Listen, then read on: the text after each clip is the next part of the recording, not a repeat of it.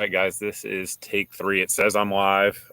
So what I was doing on the previous ones was trying to use this new HD camera that I got, and apparently the audio was hot garbage, so I'm going to have to figure that out maybe in the next live video. So I switched over to just the computer camera. So if you guys are jumping on here and you guys can hear me, let me know. All right, much better. Cool, got it. Cool. All right, so while everyone's jumping on and figuring out that I had to change the live stream video address twice for whatever reason, a couple things I want to go over just before I start getting into your questions. Number one is going to be social media censorship and sort of like what we can do, if you will. So obviously my Facebook account, so right now my Facebook reach is wavering between 5 to 10% of what it was before May. So, you guys are just not seeing a lot of stuff there. I get it, but I'm still getting all the messages as far as I know. So there is that. That said, there's, new social media that we're, embracing, I guess you could say. So 2 of those that I have now, if you guys want to follow me on them, is going to be, one's going to be The Jump. It's thejump.com. And then they have, it's called the Caliber Crew, which is kind of like a sub forum. It's kind of like a subreddit that is designed for firearms related content, stuff like that. As far as I know, everything I've seen, I've been on there for a couple months now, there's literally zero censorship of any kind. I can post tutorials on how to build machine guns and they don't care. So that's good. And then I'm on Parler as well. Both of those, you can just go to the app or, the website and just type in Mrgunsngear, the way the channel's spelled, and you guys will see my pages come right up. So, trying to do what we can to diversify the stream of information that we're getting out there. But there is that. All right. So, additionally, one other thing I want to talk about here, get that right, is going to be back ordering ammo. I've gotten a lot of people messaging me about, I back ordered X, Y, and Z back in April and I've never got it. My card was charged. And this is not, I don't want to say it's not on the retailers because, of course, they're responsible for their operation. But so what happened? What happened back, when the pandemic started to kick off, is that all the contracts that were signed at SHOT Show, which are typically annual contracts for big retailers, the big box stores, the Sportsman's Guide, the Palmettos, all those things, all those contracts were canceled with the exception of Russian ammo. So as far as I know, again, I talk to these guys all the time, the Russian ammo companies did not cancel contracts. Unlike all the American contracts, they did, because basically they said their plants had to shut down so they couldn't deliver due to, forces outside of their control. So if you guys are back ordering ammo, I don't know, I wouldn't count on it. That's the best I can say, because the companies that were originally saying they were going to deliver it are now saying they're not. So just kind of my 2 cents on that. And I'm sure some of you guys, I can see it already in the comment section, have ran into that. So there's that. All right. So it might turn into a thunderstorm out here tonight. We'll see. I got sandbags and everything, but just trying to keep it all outside, because I know you guys like that. I did a live stream inside and they're pretty good upset. So doing what we can, but if we get a southern thunderstorm, just gonna have to roll with it, I guess. All right, I'm gonna try to jump through some questions here. All right, Andy Q. Yesterday I ordered mags from Brown House if they ship my criminals. So okay, so yeah, for those of you guys who haven't been following the California thing, I watched 3 different attorneys who are California-based attorneys, different channels today, talk about this, and I watched 2 California attorneys last night discuss it as well. So there seems to be 2 camps of what these attorneys are saying, and I'm guessing that retailers at different companies are saying 2 different things. They're attorneys as well, because companies are kind of tackling this situation differently. So basically, a 2-to-1 ruling of the Ninth Circuit ruled that their standard capacity magazine ban was unconstitutional.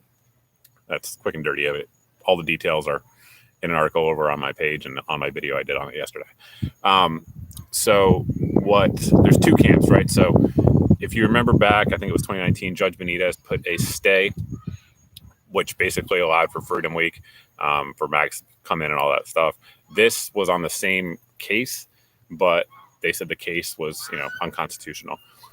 So there's 2 camps of lawyers that I've watched, and one camp is saying that mags can absolutely ship in right now. Judge Benitez's stay doesn't count anymore because of the Ninth Circuit ruling, the 2-1 ruling. And so there's some lawyers that are saying that. And then there's other lawyers, including the Attorney General of California, who are saying that basically the mags can't be sent in until Judge Benitez removes his stay, which I believe he has to make a decision before or no later than the 28th of August. Now, the reality is it's Saturday right now as I'm filming this, and nothing's going to happen until Monday. So on Monday, from what I understand, is the court, the Ninth Circuit, the 3 people could actually make a ruling on that, an additional one, or again, they could just rule that the stay doesn't count, or they could wait until Judge Benitez removes it. That's where we're at right now. So some companies have shipped mags, like literally they're on UPS trucks right now.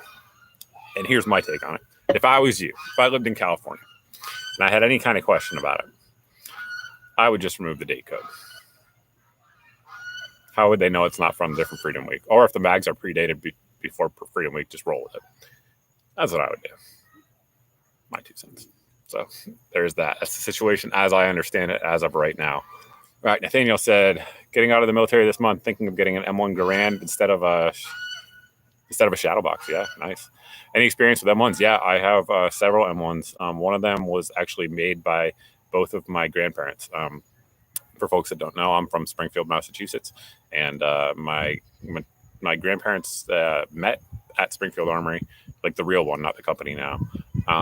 And my grandfather was essentially a supervisor, a production supervisor for almost his whole career. He worked on the line for like 2 years and then worked until Springfield Armory closed there as a production supervisor. And my grandmother was a barrel straightener for everything they made, not just Garands, her whole career.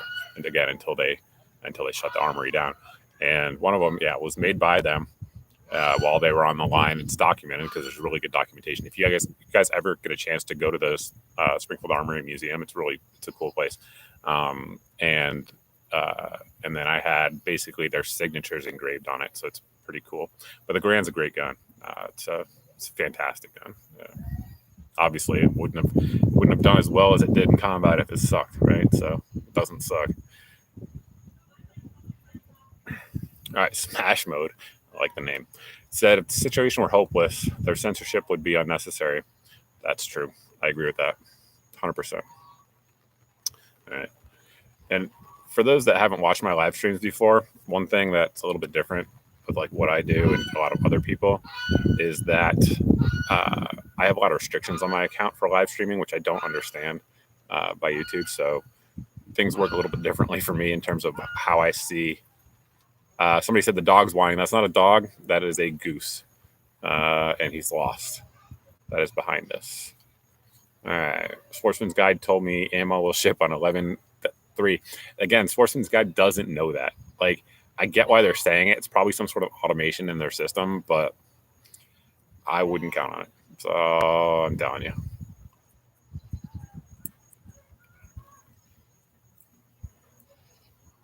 All right. PSA AK-74. Hopefully, he said when we get a review at that, I don't know, but I hope I get one. I guess next week they're supposed to come out, right? I don't know if that's changed with the California stuff, but hopefully I get one. I requested one, so we shall see. Nick Savage says, what a great name. Building a 300, would I go with DD or Spike's Tactical Upper? Both companies make good products. I would feel comfortable with the products of each. I would go with the feature set that you prefer for your needs and what you're going to do with it. If you haven't watched my All Things 300 Blackout video, check that out. It's a wealth of information.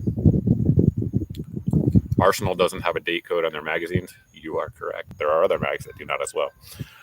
Brian says, hi from Cape Cod. Do I think the California mag case will have any effect on Massachusetts? So, or other states with mag bans. So there's a two-part question on Massachusetts. Probably not. It only would if it goes to the Supreme Court. And Justice Roberts right now seems to not want to take any Second Amendment cases because I think he knows that the outcome would be,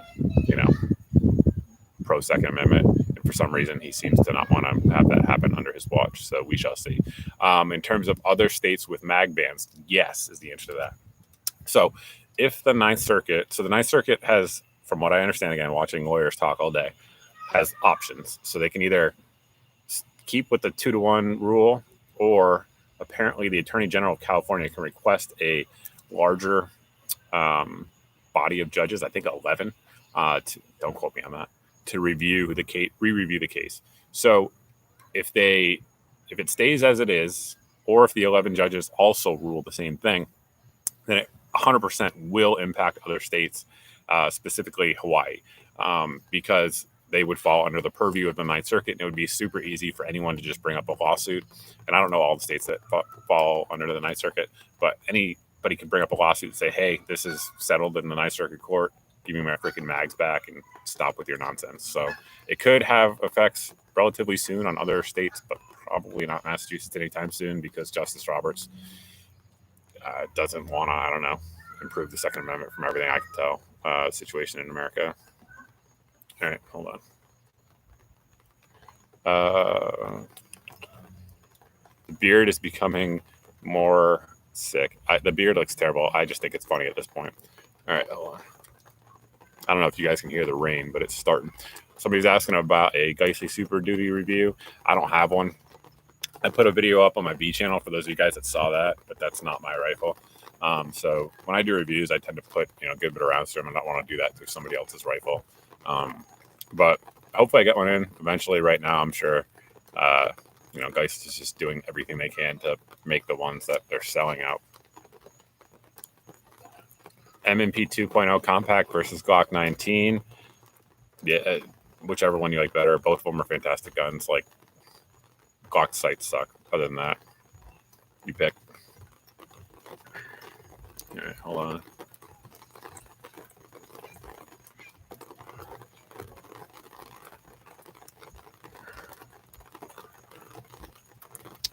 Okay. What's my opinion on the Surefire 60-round mag, and do I know if it fits in the IWI 95? So my opinion on it depends 100% on when it was made. So Surefire has changed their follower design and some other things in that magazine over the years. So I have an older one, and it sucked. I mean, it was like terrible. When they first came out, the thing wouldn't run anything. And I sent it back to Surefire twice. And then the second time I got it back, which is probably, I would guess, 3 years ago, it works fine, and it had a new follower in it when I took it apart. And then I got a couple more after that, and again, they've been fine. Zero issues with them, as long as I'm running brass case. I should point that out. They don't run steel case well, at least not in my experience. And I have like 4 or 5 of them. So take that for what it's worth. I have no idea if it works in the X95. All right, hold on. Oh man, the rain's starting to come. It's getting ugly. Any intel or info on the PSA MP5? Literally none. But if you guys are watching PSA's channel on YouTube here, they do put out updates pretty often. I'm hoping this stops. We shall see.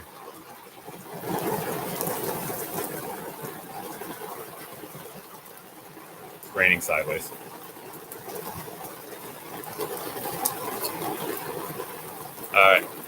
Do I know if you can get if I can get a Knight's Armament SR15 and get it pinned and welded with a Surefire flash hider and be legal? Yeah, I mean, the length would be, yeah, for sure. The Surefire flash hider will get you there on a 14.5. There's a lot of examples of that online. All right. Oh. My comment section here, guys, it's a little weird. The way it works on my end, it's different than most channels. All right. I'm a beginning shooter, even though I'm 40 years old. Nothing wrong with that. My videos have helped greatly. Keep up the great work. Thank you. Some people are telling me to go inside because of the noise. I get it. I'm hoping it stops. It might. We shall see.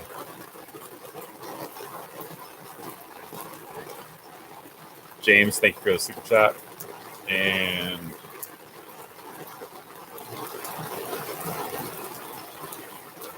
what holster am I running for a TLR 7A and Glock 19?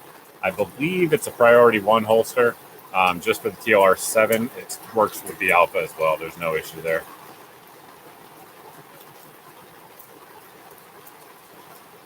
think I missed a super chat from what I can see. Ugh. Hold on. I'm trying to find it. There it is. All right. O'Reef says, building a 11.5 inch SBR, how bad off do you think the BDC is on the ACSS? I fiddle with the Strelok, but can't find the sweet spot. So the answer to that is it's going to be off, but it's going to depend on the ammo a lot. But the best way to deal with that is to get the gun, like in real life, get the scope in real life, mount it up, zero it at 300 yards at the 300-yard intersection. If you do that, with an 11.5, you'll be close out to 500 yards. Very, very likely you will be minute of, torso. And you'll be within as well 1 to 300 as well. So that works with on a 16-inch gun or something like that. Or if you have a 223 reticle and you're trying to use a 308 or vice versa, if you use that method, zeroing at 300 yards at the 300-yard intersection of a BDC that is actually a BDC that actually works, not like some that are out there, you will be close out to 500 to 600. Very, very close. All right. I have 200 rounds of 9mm FMJ left. Should I be super stingy about training? It depends, man. I've heard some people saying that, where they're at, locally, their local stores have had ammo at, not prices as before, but, not super inflated. So it just depends where you're at. I don't know. I don't have any answer for you, but I'd be concerned about it. If you watched, or rather, if you guys saw my post over on Facebook, the CEO of Vista, which is Federal, CCI, a bunch of other ammo companies as well, Spear, they put out that they don't think the ammo, kind of run that we're seeing right now is going to be normal until at earliest, and I'm assuming when he says that, he means that Trump gets reelected, but obviously he's the CEO, he's not going to say that. At the earliest, he said, was Q3 of 2021. So, and if you look at the situation that happened after Sandy Hook, obviously this is exponentially worse in terms of demand. And it took a while. It took a year and a half to get back to normal. So it ain't going to get back there anytime soon, guys. Somebody asked if CAC's worth the money. I don't know. I have no experience with CAC rifles as a civilian. I do have experience on the SR-25, but it's okay. All right. Best linear muzzle device? I don't know. I'm generally against linear muzzle devices. So I might not be the best guy to ask on that. My screen is all wet. Or my mouse pad. Hold on. All right. I'm trying to get back to where I was. It's not letting me run it. I need a dual screen one day. One day.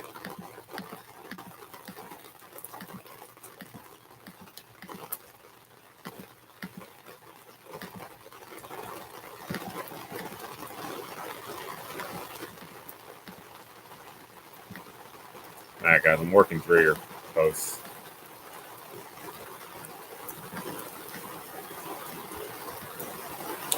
All right. Recently traded a Wasser for a Zastava Z-Pap. Am I a moron? Nope. A lot of guys like the Z-Pap, particularly with the chrome line barrel. But both are great guns. The Z-Pap is going to have a better finish for sure, fit and finish. The Wassers run. They're durable guns. Just hanging out here in a thunderstorm. Yep. Don't mind me.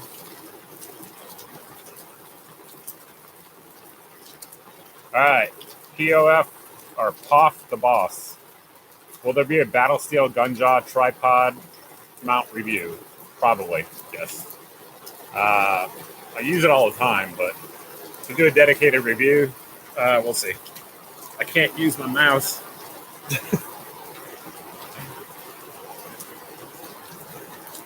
I'm going to turn a little bit for it. That way I'll have less water on my mouth.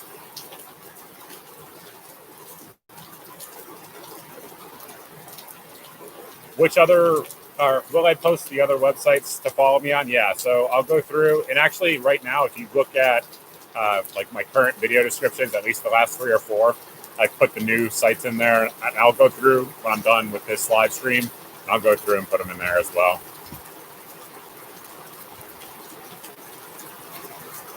Greg asks, any reliability upgrades I'd make to a PSA 10.5 out of the box. So I have 2 of them. Both of them, assuming I'm shooting brass case ammo, do shoot a little bit smoother with an H buffer. So just probably that. Because they ship with carbine buffers.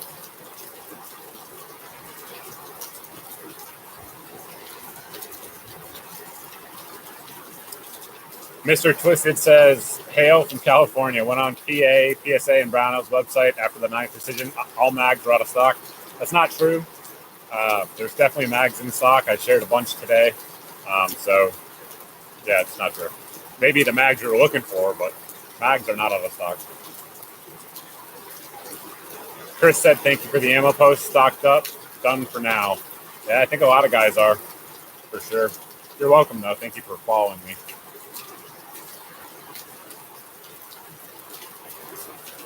Mouse is wet.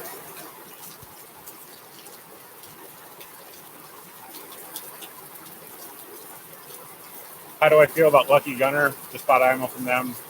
Lucky Gunner's good. I bought ammo from them for years. They're good to go. No issues.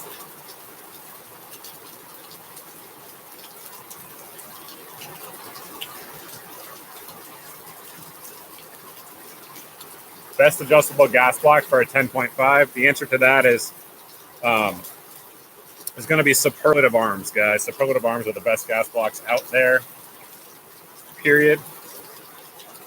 Adjustable gas blocks out there. So there is that.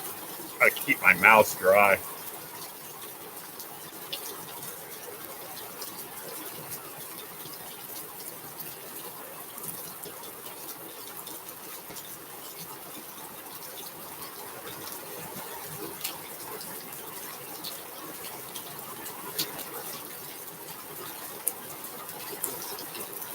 All right, guys. At this point, I'm going to ask you not to put any more super chats in. I want to get to them, but this is getting crazy out here. All right, cool. I'm back to where I was. All right, somebody asked, why has the AWS carrier doubled in price? Why do I no longer do masked head bobs at the end of the video? So the AWS carrier doubled, probably because they got more military contracts. That's what AWS primarily does. They're not primarily a consumer company. They're primarily a military contract company. So I would imagine that's why. And then why do I not do the head nods? I don't know. Maybe I will. Right now, though, I'm not putting on a mask just to drive people nuts. All right. Using an AR-15 at 0 to 200 yards, night vision with a PS14. Thoughts on a Surefire Vampire or Streamlight IR instead of PEC-15 D-ball? So PEC-15 and D-ball, the civilian versions of them are garbage, and I do not recommend them. It's not that they don't work. It's just that there's so many better options for less. As you intimated there, the Streamlight, their TLR IR, in my opinion, versus the civilian models of the PEC-15 is better in just about every way. The laser may not reach as far, but again, in your distances, it doesn't matter. And the actual light around it, like the IR illumination, is way better. And PEC-15s and D-balls have parasitic drain. That's really bad. And the Streamlight doesn't have that at all. So, yeah, it's a good one. And the Vampire lights are good, too. All right. Again, guys, please don't do any super chats. I want to get through all of these and then pack it up. I'm sure the audio is atrocious. Still loving my 229. Absolutely, I am. I love the 229. It's a great gun. For me, like I said before, on the SIGs, my thumb tends to actuate it. But in terms of just a shooting experience, they're fantastic. They're great guns. Just picked up a Diamondback 300 blackout pistol. Was that a mistake? I don't know. I have no experience with the Diamondbacks, guys. Sorry. I can't tell you. I'd have to check the specs and everything.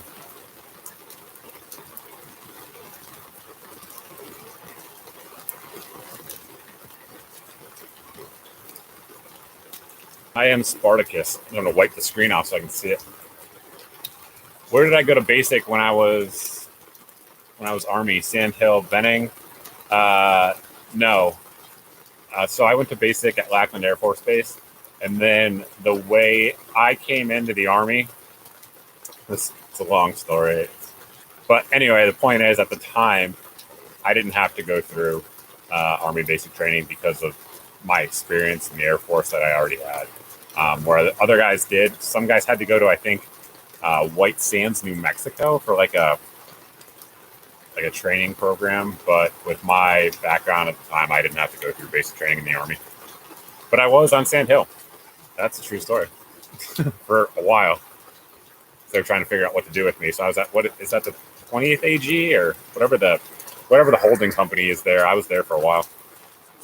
Fun story on that. Fun story. If my computer doesn't die on me. So I was in this like holding unit, right, of guys who were not going to basic training, were at Fort Benning. And so, like, the guy who was in charge of us was this former Army first sergeant. And he got out because his wife was nagging him to get out. So he didn't retire. And anyway, they ended up getting divorced. And he had to come back in as an E6. But he was like our NCOIC of this motley crew of people that we had there. And a prior service guys who were coming back in the Army. So, or coming into the Army. And basically we only had 2 rules, right? We had this like drill sergeant who was like a senior drill sergeant who was technically in charge of us, but he didn't care because we weren't privates. So like he just let us do our thing.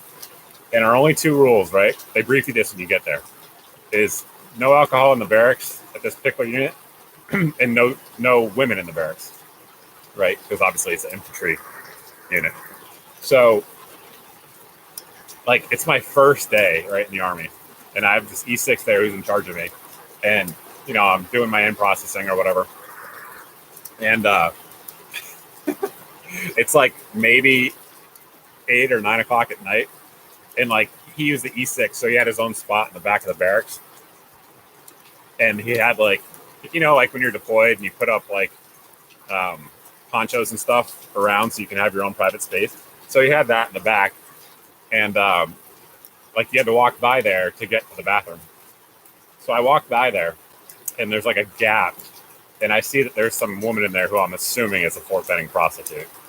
And he's back there, and I can like blatantly see a bottle of Jack Daniels there as well. And I was like, well, this is the Army. Like that was my introduction to the Army. I'd been in the Army for less than 24 hours.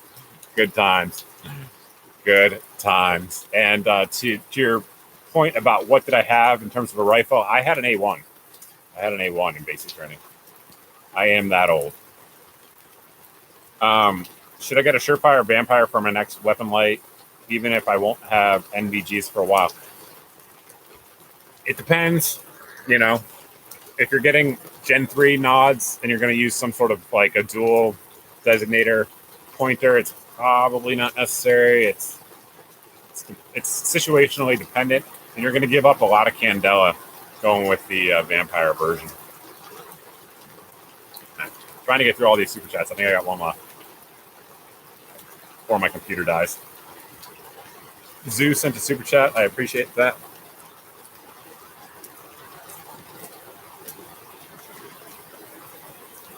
All right, this will be my last one, guys, and then I'm going to close it out because this storm is not going anywhere. Thoughts about the Canic Elite Combat Executive? Yeah, it's a good gun. I have one. I think I have a review of it. I'm almost positive I do, where I go into all the details. No reliability issues ever. The only Canic I ever had that had any malfunctions was their Glock 19 size one, and it was because it was oversprung. Some of you guys will remember that. I discussed it in the video, and they corrected that since. But yeah, my Canics, they run, man. They just do.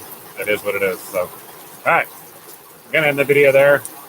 I'm sure everything has been atrocious audio and video-wise, but thanks for sticking in, guys. I appreciate it. And thanks for watching. I appreciate that as well. Supporting, subscribing, all of that. And I look forward to seeing everybody in the next video. We'll see if I can actually end this stream because my mouse pad is not working with the rain.